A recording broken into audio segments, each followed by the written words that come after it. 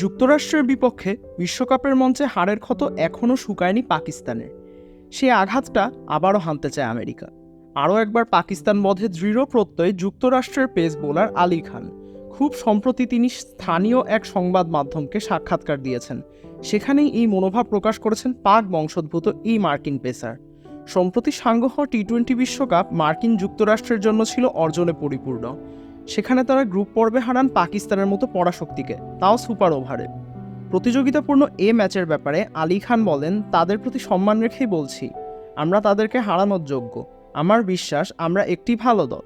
আমাদের সর্বোচ্চ শক্তিশালী দল নিয়ে শুধুমাত্র পাকিস্তান দলই নয়, বরঞ্চ আমাদের সুদিনে বিশ্বের যে কোনো দলকেই টক্কর দিতে সক্ষম। খামের এত দাগ হয় কিভাবে? এই যে ভাবি, দাগও যাবে রাগও যাবে, নিন চাকা সুপার হোয়াইট। ম্যাচটির ব্যাপারে তিনি আরও উল্লেখ করেন যে খেলাটিতে তারা একদমই চাপমুক্ত ছিলেন। নিজের দলের ব্যাপারে বেশ আশাব্যঞ্জক মন্তব্য করেন এই পেসার। বাবর নেতৃত্বাধীন পাকিস্তানের সাথে 4টি অংশেই যুক্তরাষ্ট্র এগিয়ে ছিল সেই ম্যাচে, জানান আলী। যাতে ব্যাটিং, বোলিং বা ফিল্ডিংয়ের পাশাপাশি তিনি যুক্ত করেন শারীরিক সক্ষমতার ব্যাপারটা, যা তাদের ম্যাচ জয়ে অনবদ্য ভূমিকা রেখেছে। যদিও টি-20 বিশ্বকাপ ও তার পরবর্তী সময়টা পাক সাজঘরের জন্য ছিল বেশ হতাশাজনক। সেবার তারা গ্রুপ পর্বেই ছিটকে পড়েন। বিশ্বকাপ শেষে তারা বাংলাদেশের সাথে টেস্ট সিরিজ খেলে। 2 ম্যাচের সেই সিরিজেও পরাজয়ের মুখে পড়ে পাকিস্তান। অন্যদিকে এই জয় যুক্তরাষ্ট্রের জন্য হয়ে থাকে স্মরণীয়, আলোকিত হয় তাদের ক্রিকেট ইতিহাস।